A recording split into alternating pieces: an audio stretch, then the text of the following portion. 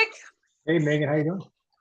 I am doing well. Thank you. Thank you for coming on today. I know you had a rough afternoon, but you made it, and I'm glad you're here because Me too. Thank you. Thanks for being yeah, patient. yeah, of course. We decided to sort of switch up our content, so Hmm. buyer, seller, Hmm. and I've made some calls for our special guests and that sort of thing.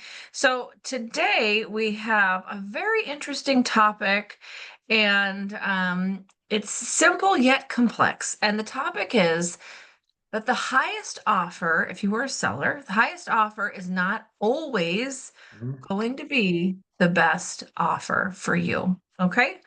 So, Rick, you're going to be the seller, and I've already asked you to not give me any grief during this Okay. call. So, you don't need to beat me up or anything. You're just going to be a, Just the agreeable seller seller. that's a good listener. Yes. Okay. Okay. We don't have to fight about anything. Okay. Okay. All right. So we're going to pretend that you're a home seller and that you have a house and it's for sale and it's listed for $1 million. So you've got a pen and a piece of paper, write down $1 Ew. million. Hmm. Now, when you have an experienced realtor, they're Hmm. going to present the offers to you in a way that will be easy for you to understand, hopefully, and they'll give you time to sort of process and discuss with your trusted, friends in life or spouses or siblings to go over offers. But for the purpose of this demonstration, we're just going to kind of full steam ahead process these offers, okay?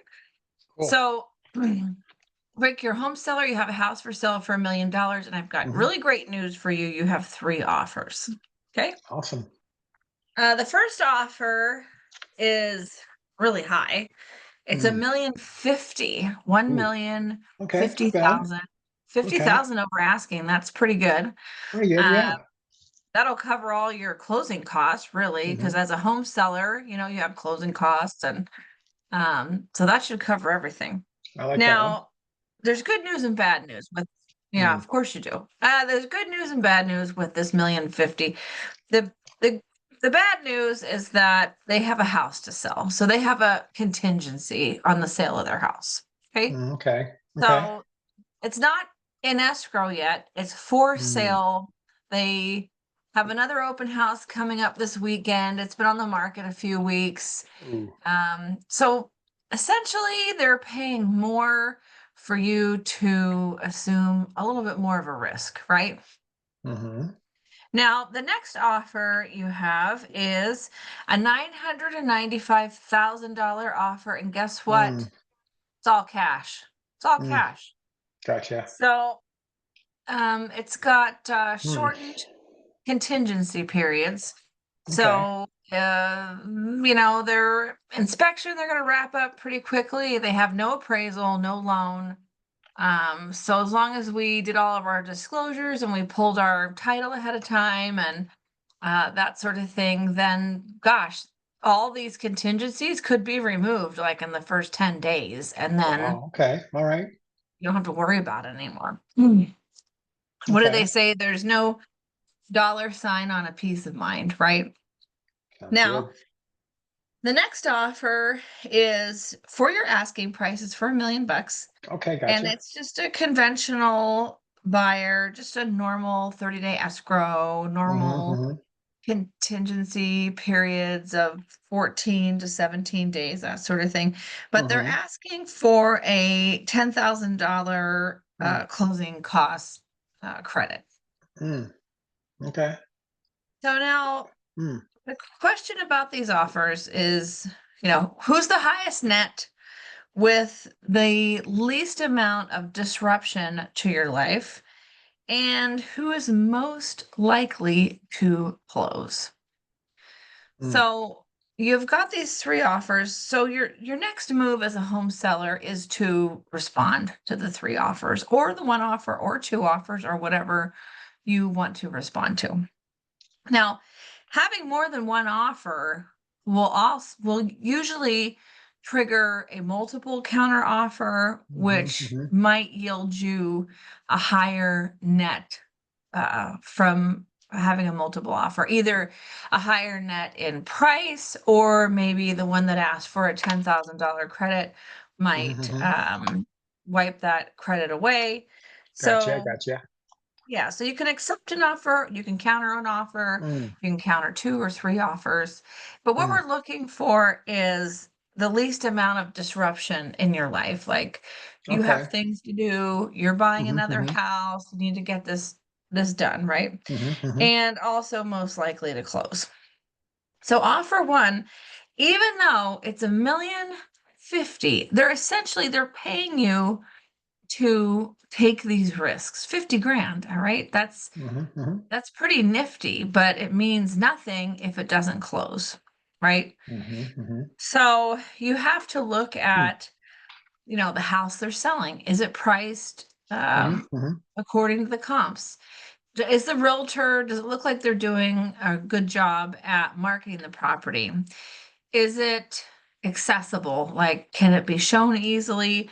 What sort of barriers are in the way potentially of that house closing escrow? You really want to get Hmm. really, like, you're doing a background check. You really want to make sure that before you sign up for anything, that it's something that what you've done your best to know what the risks are involved, Hmm. right? Hmm. Um, and then the cash offer. Of course, you want to make sure that the cash is coming from whoever has signed the offer. You want to have proof of those funds. You want to Hmm. check the bank statement, the dates, that sort of thing. And the other buyer, the full price buyer with the credit, you could possibly negotiate with them to maybe a higher price if they really need that Hmm. credit, Hmm. or that sort of thing. And then other Hmm. things you could negotiate, of course, is the length of the contingencies, how and when you close escrow, and Hmm. if you need any extra time to move out after escrow closes. Because normally, if it's a seller occupied property, there's a couple of days buffer. You'd give them a couple days to move out. But if a buyer maybe is offering you all that they can financially handle, Hmm. and then uh, there's not much more they have on the table, maybe they can offer you more days to move out. That would buffer your move a little bit better. Okay, so I mean, they're all three pretty good offers, right? I mean, you reviewed those, so I guess I have a few questions. Hmm. I'm just curious. If we look at the first offer, 1,050,000, they have a house to sell. We know that. I guess my question is, do we know what's he feeling in terms of how fast that house will sell? I mean, how much risk do I have here in terms of Right. time? I mean, Mm-hmm. what's Mm-hmm. reasonable? What should I expect? I mean, 50,000 is a lot more money for sure. Mm-hmm. So, but are we talking 2 weeks or 2 months? I mean, that could make a difference, right? Right. And then what if it doesn't sell? And Right. That's for my concern. example, yeah, like if this was September or October Hmm. and you agreed to give them 2 months and then it fell through, well, then you're going back on the market at Christmas, which is not ideal. Yeah. I think my concern there, Megan, would be that let's assume for the moment we get really lucky and it sells in 10 days. Hmm. Well, then we have to then worry about the buyer for their place. What's the quality of their buyer? What's the quality of their offer? I mean, what's the likelihood of their offer closing? We don't know that. I mean, it's a risk we don't, Right? I don't think we have any way to vet that offer out, do we? We're just kind of No. at the mercy of that agent on that property to assume that they're going to do their job diligently. I don't know that. I don't know who that agent is. Well, it's like you're assuming that agent and another agent. So now you have like three Right. agents involved. Right. So that would be, I mean, I get the 50,000 is nice. I get that, but if something happens and that falls out of escrow, my risk is a lot higher, Yeah, and you're potentially not going more to get than a 50,000, dime. Yeah, potentially more than exactly. 50,000. I Yeah, don't what if know. you find a house that you want to secure and they're like, no way, Yeah. because you've Hmm. got a long, long line of things that need to happen before you can close escrow. Okay. So we get that. So then if I look at the third offer, which is 5,000 less than my asking price, right? 10. Oh, 10, oh, I'm sorry, Yeah. 10,000. Okay, 10. Oh, that Mhm. one's 10,000. They're asking for 10,000. So Oh, the I'm sorry, third they're asking offer. for Yeah. 10,000 Yeah. Yeah. in closing cost concessions. So they Mhm. want me to pay $10,000 of their closing costs. Mhm. Okay, so I get that. So I guess, I mean, it's not a bad offer, but my concern would be if they're asking for $10,000, do they really have the money to close? I mean, how tight is this buyer? How qualified is Mm. this buyer? I'd be concerned if they're short cash when something happens and they can't Mhm. close. So if they don't have the Mhm. money to close, or I don't know what could happen.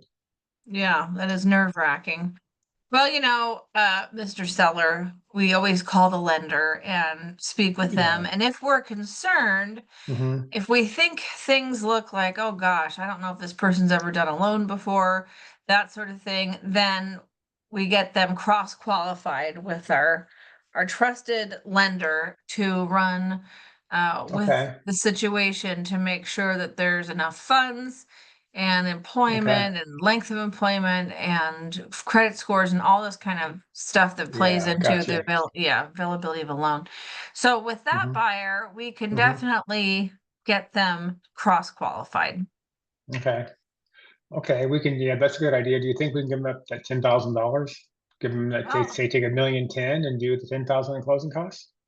you know, with multiple offers, it's pretty likely that could I happen. mean, And your that's not that listing big a deal, agent, right? exactly. And your listing agent should always, be able to have a conversation with the buyer's agent to kind of fill these things out. But, as a home seller, Hmm. $10,000 extra net to you is a pretty big deal. Hmm. Um, versus a home buyer, they're financing $10,000 over the course of 30 years, let's say. And Hmm. so it's going to really not affect them very much. I mean, that's what I'm thinking because look, if we, and a multiple, if it was only the one offer, I think it's a different conversation, right? So with a Bingo. multiple offer scenario, maybe I'm thinking that $10,000 more in price doesn't really impact their payment that much, but they're still getting that $10,000, and I'm still saving $10,000 in my mind, Right. right? Yeah, exactly. And But it's something you have to make clear with buyers in a situation like this is that um, it's not going to be an opportunity mhm, later for them to scratch that $10,000 back because you already have multiple offers. So you'd stipulate in there another way it could be a better offer without having to change the prices, just accepting that it's going to be mhm, as is, mhm, unless they unearth, you want them to do their inspections and everything. And unless they unearth some horrific issue with the house, that you're not going to be going through and doing a bunch of handyman work before you mhm, pass the house along to them. right. Yeah. Gotcha. Well, then on the cash offer, I mean, certainly it seems like there's a lot less risk with that offer. There's no loan involved. They just, no appraisals and so on. But still $5,000. I mean, we still have multiple offers, Yeah.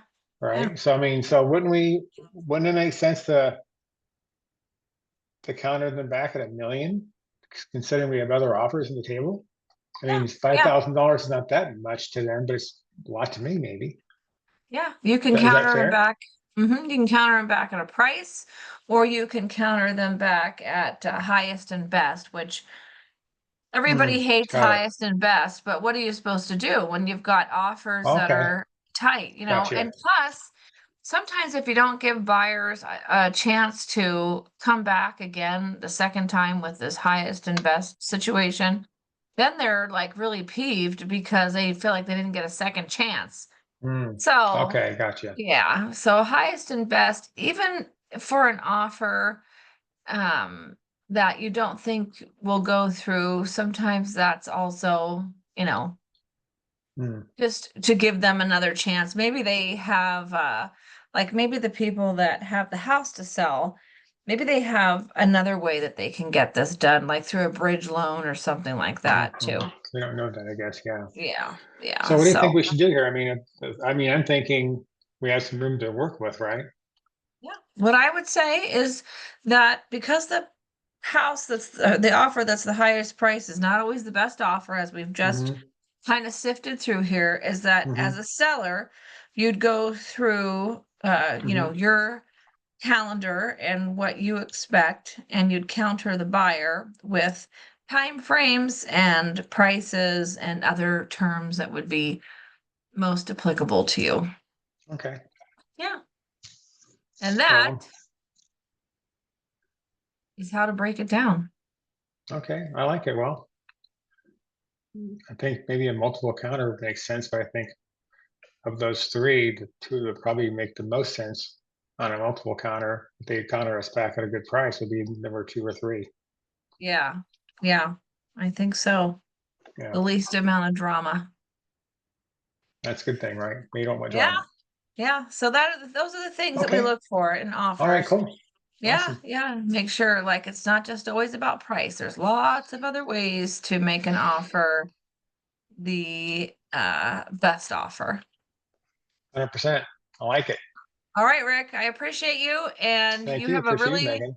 really good night, and we'll see you next week. All right, take care. See you, Megan.